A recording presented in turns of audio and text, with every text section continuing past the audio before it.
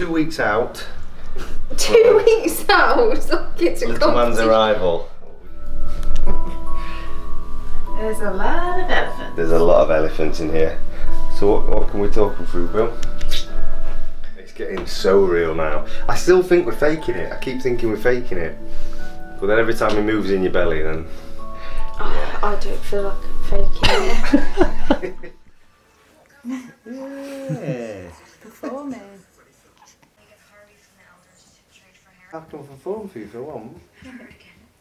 No, you're not. Are you crying? Are you crying? He's getting hungry, he's searching.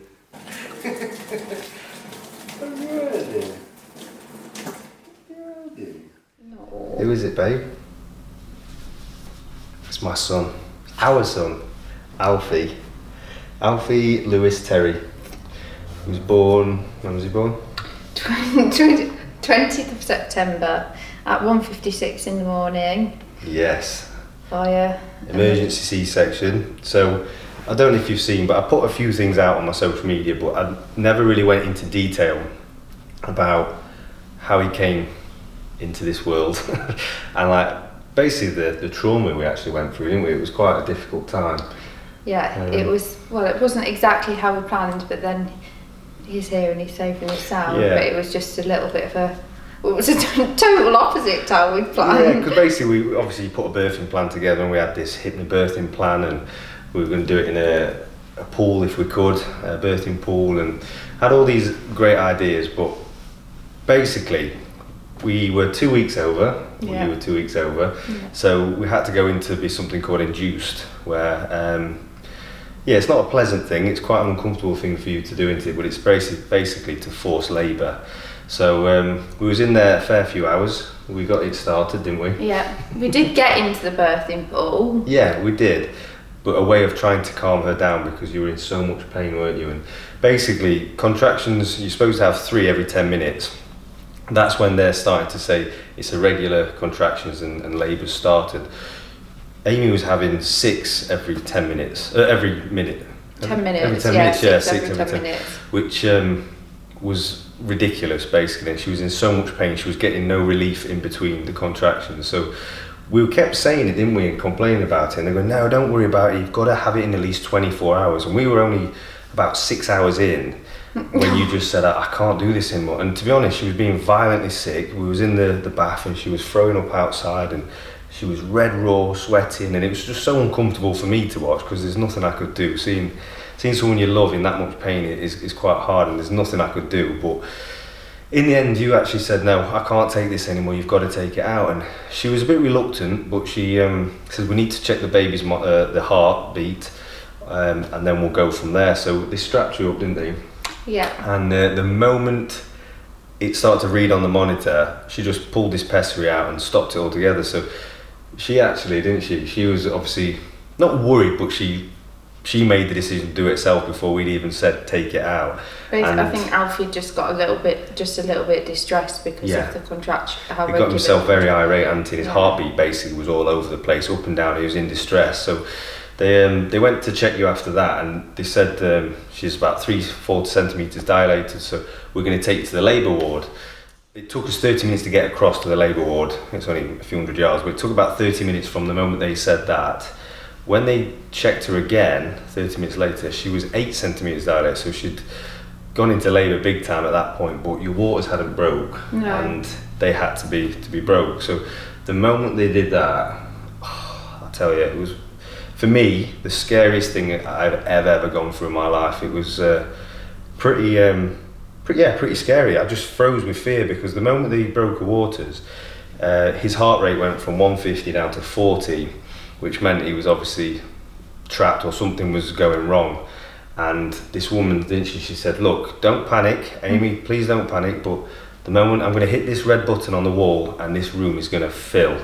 And she did, didn't she? Hit it, and within seconds, and hat goes off to all those people who came into that room. They were amazing, but it must have been 15 deep of like anaesthetists, doctors, midwives, everything you could think of, nurses. They were all there, weren't they, around you, surrounded. They're throwing scrubs at me, not really saying much, but they're saying we need to get this baby out, it's in distress. So before we knew it, within minutes of them saying that, She was being wheeled down into the operating theatre. I was running down half naked trying to put these scrubs on. They put a needle into her back and said, we haven't got time to get consent, put a screen up, all that kind of stuff. They literally just went straight in and cut you open, didn't they? And it was pretty brutal to watch. It was very numb to watch, and Amy's looking at me and I'm just didn't even know what to say to her. I'm like watching my wife get brutalised, but got him out, and he basically managed to wrap the umbilical cord around his neck twice, and he'd obviously cut the circulation off, and that's why his heart rate had gone down to nothing. So yeah, that wasn't the worst of it. He was then not breathing, so they took him over to like an incubator, didn't they? Yeah. Amy's like, what's going off? I didn't have a clue what was happening. I was just running around helpless, not being very helpful at all, to be brutally honest. But they had an oxygen mask on him. They were putting cannulas into him, and they wasn't really telling us much, were they? And then before we knew it, they just whisked him off to an intensive care unit and didn't really tell much. Amy'd not even seen him. I'd not even got to really touch him or anything. So they were obviously very fearful of something was happening and something was very wrong. But he was in there. They did their magic on him, didn't they? Yeah, it wasn't long at all. They came back to our room, didn't they? And they just, when I was in recovery, they said that he was breathing by himself. I say it wasn't long, but I actually can't remember. Yeah, it was. I think it was all one massive blur, actually, to be fair. Yeah, it was quite long, 3 to 4, 5 hours. But when you've not seen your baby, and obviously she's carried him for 9 months, and them not saying anything. Whenever we asked the nurse, it was, he's stable. He's stable, doing okay at the moment. Which that, in itself is worrying. Is terrible. But they then let me go down and see him. They wouldn't let Amy see him because she had a epidural and she was not in a good place. So yeah, it was a pretty scary, horrible time. When they always say to you, it's the best thing meeting your son or daughter. It's the most magical moment, and for us, it was probably the scariest time of my life. Something I'd want to forget, to be honest. I know it sounds awful, but it was. And to make matters worse, he then caught an infection, which they thought he had meningitis. So poor Alfie was just literally, from the moment he came out, he had needles in his arm every few hours, in his feet. He just had like bruises everywhere, didn't he? They just seemed to be like a pincushion, wasn't he? Yeah. But it was all obviously to keep him. Yeah, they were amazing. Safe and healthy, and so we were in for a week in total. Yeah, they kept us in a week. Which in itself, in these times, I'm sure anybody that's given birth recently will agree is not the easiest anyway, because in terms of visitors, I know every hospital is different, but the rules in our hospital were one visitor for an hour a day. Yeah. So you can imagine somebody that's just given birth naturally, it's hard enough for, but then I think C-sections can be quite brutal. Yeah. And then to have to try and be the only person there to look after your baby, as much as the midwives try and help, they're very busy at the moment. If that baby starts crying or needs changing, needs feeding, you have to get out of bed and there's nobody there to help you. It was a long week, but they were fantastic though. Like I say, they bent over backwards for us. They knew how distressed I was, knew how distressed Amy was.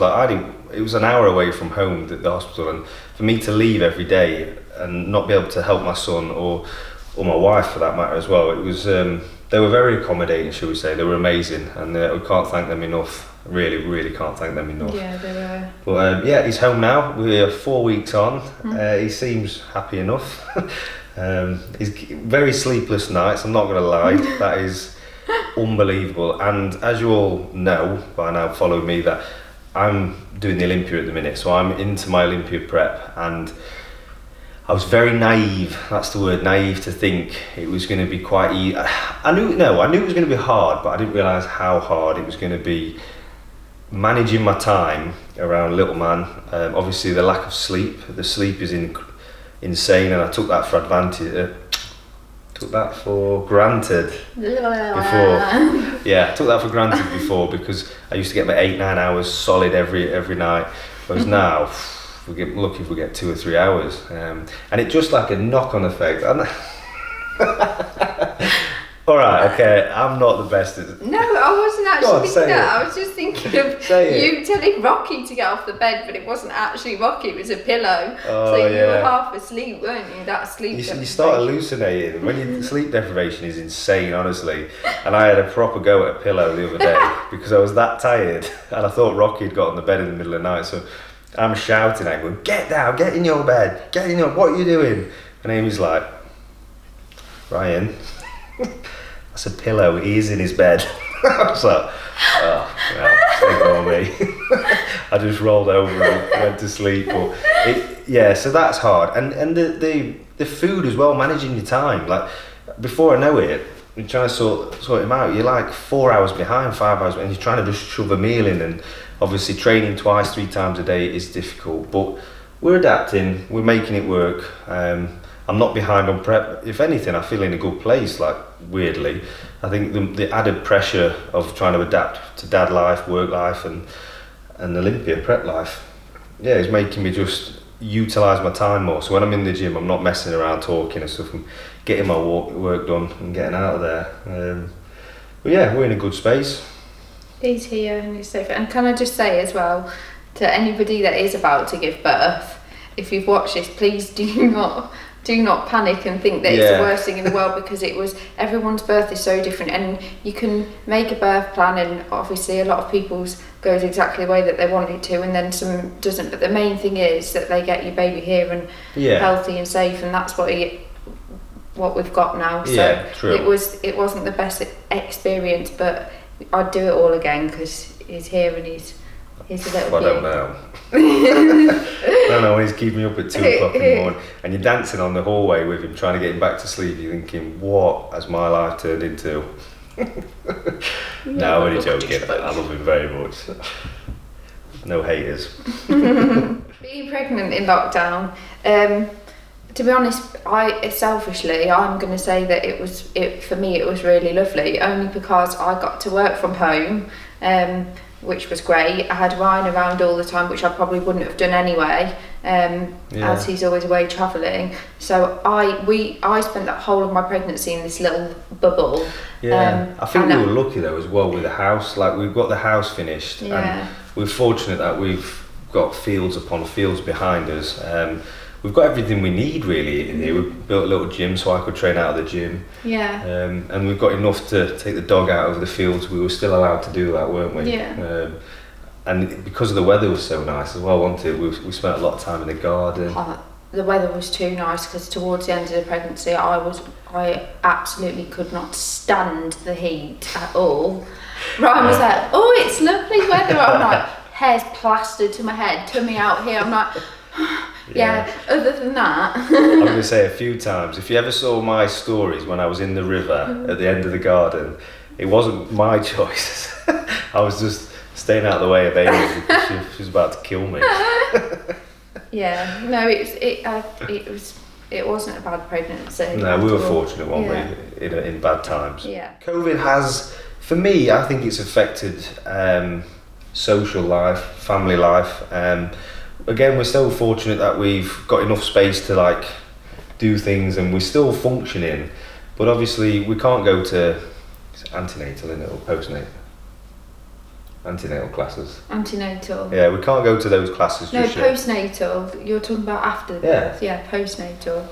Sorry. Postnatal. We can't go to any of them, which I was really looking forward to Amy going to, because you can meet other mums, other people in the same situation, and socialise and get him socialising, which I'm really conscious about. I want him to be a really outgoing, confident kid, and I think it's important, even when he's a baby, to interact with other people and not just see our faces kind of thing. So that's the only thing really, and obviously seeing family, it's obviously in terms of everything that's going on rule-wise, it's changing all the time, and I think it's very likely that probably within the next few days we won't be allowed to travel to.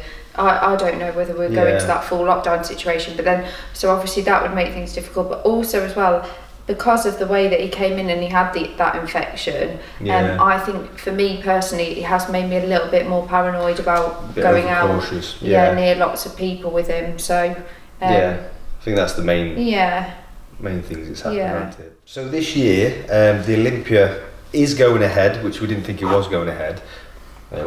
But it's later on in the year. It's 18th to the 20th of December, so just before Christmas, which is obviously not ideal.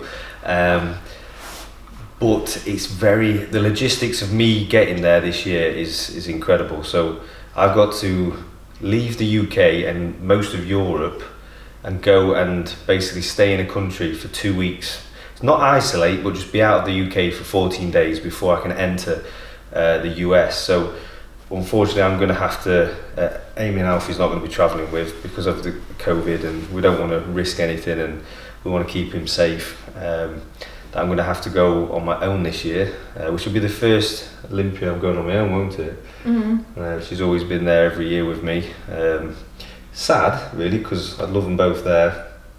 Next year they'll be there, but might be a little bit better equipped for a plane journey of that length as well by that stage. Because what it's looking like is I'm going to have to go to Dubai, which is 8 hours, 9 hours one way, and then wait there for 14 days, and then I've got to fly back through the UK, but I'm allowed to transit through the UK to go the opposite way to America, 10 hours that way. So it's massive. It's long anyway in the best of times, but obviously on prep, when you're 3 weeks out from a show, or you'll be a week out from a show at that point, is insane, and I'm just trying to block it out. But it's a means of getting there, and it's a must. Obviously that Olympia title has to be won by me. Newfound motivation, obviously, and it's a way I want to make him proud, obviously my wife proud. So if I can get that first place, it'd be absolutely worth everything we're going to have to go through before. About time now, isn't it? It is about time. It is. Everyone's losing faith in me a little bit. 5 years. They are not. 5 years I've been having a go at it. 5 years. But 6th time lucky, is it? That's what they normally say. Now. Yeah, I've let everyone else have a go. And there's some young guns coming through. I'm not going to name them, so I need to school them a little bit and win that first place. And bow out gracefully. So 2020, we're having it. MTV Cribs. No, I'm joking. So you've just seen part 1, which was an entrance or an introduction into Alfie and his story so far. Now we are back to business, which is training Olympia, and it's arm day today. So I've got good friend Rich Gozdecki coming up, and he's going to beast me on an arm session. So part 2 is all about training.